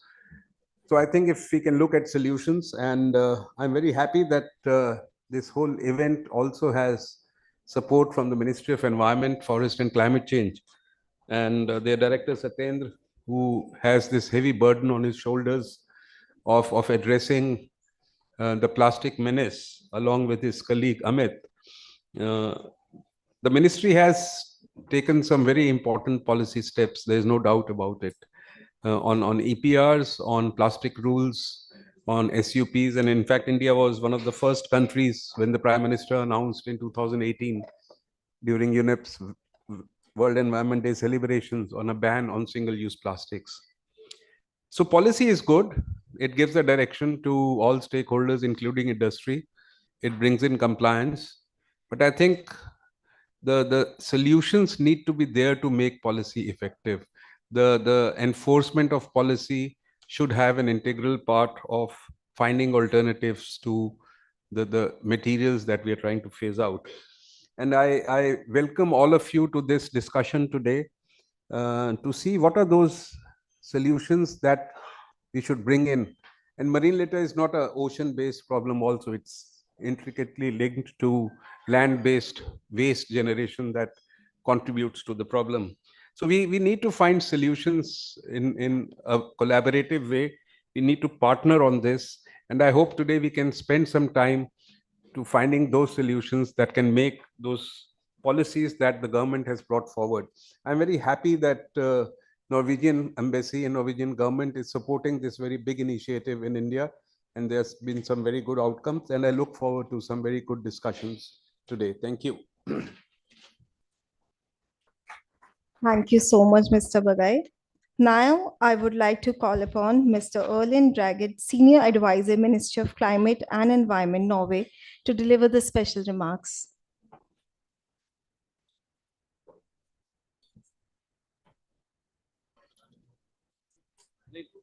Your mic is on mute, sir.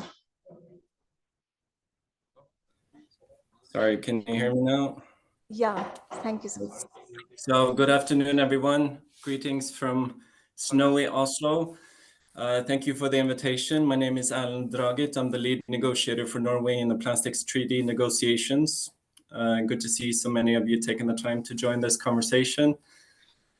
And good to see Atul and Satyendra on the dais. I wish I was there with you, but I will see Satyendra soon enough. So thank you for this. The plastic pollution conversation was early on focused on plastic litter in the marine environment, like Atul also mentioned. But since then, our understanding of the sources and drivers of plastic pollution have grown tremendously to include pollution from all types of plastics throughout the life cycle, including microplastics and chemicals of concern used in plastics. Now, this is clearly a global problem that no country can expect to deal with alone. And as Atul mentioned, we're coming up on the last stretch for the plastics treaty negotiations.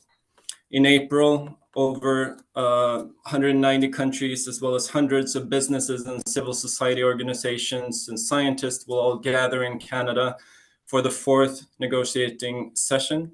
And already in November of this year, we aim to conclude this historic agreement at the fifth session held in Republic of Korea.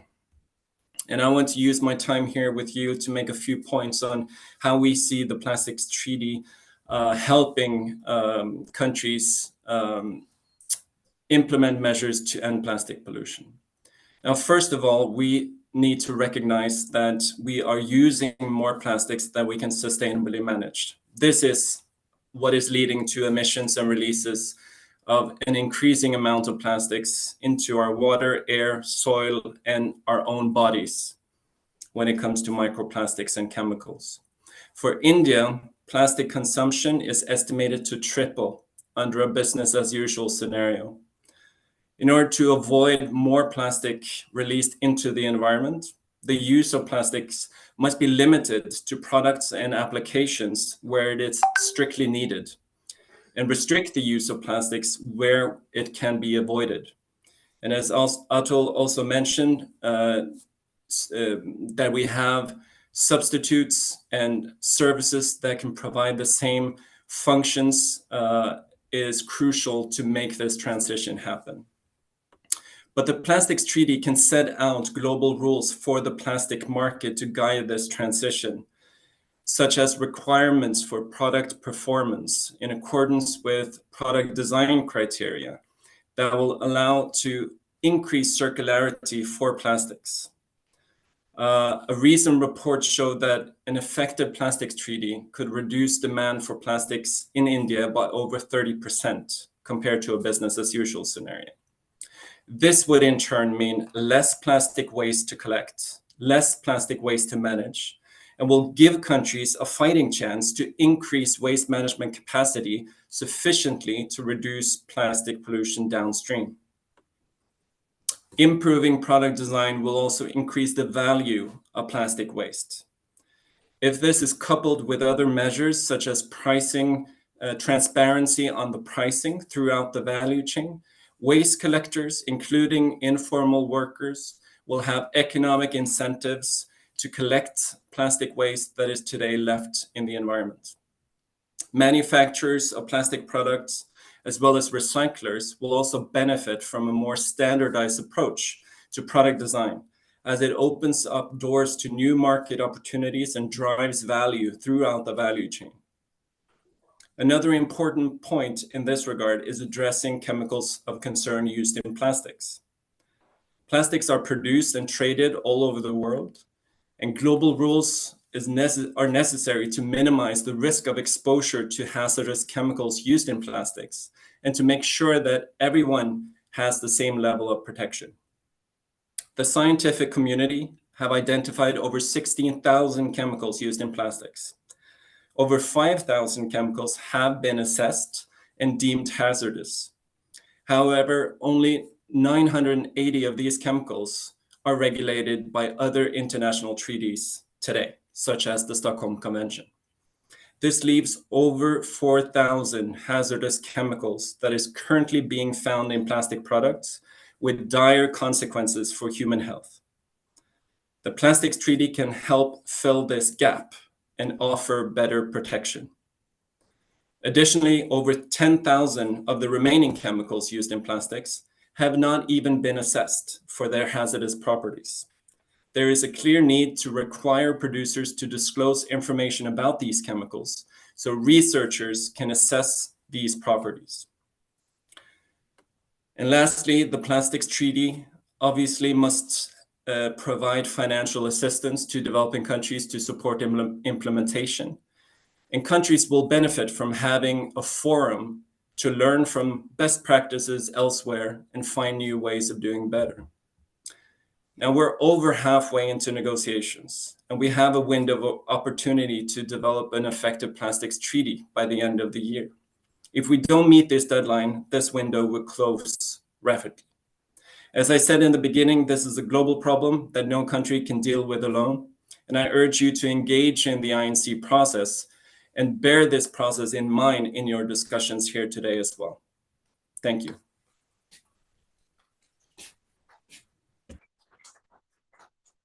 Thank you so much, Mrs. Draggett. Moving on, I would like to invite Dr. Satyendra Kumar, Director, MOFCC, Government of India, to deliver the special remarks.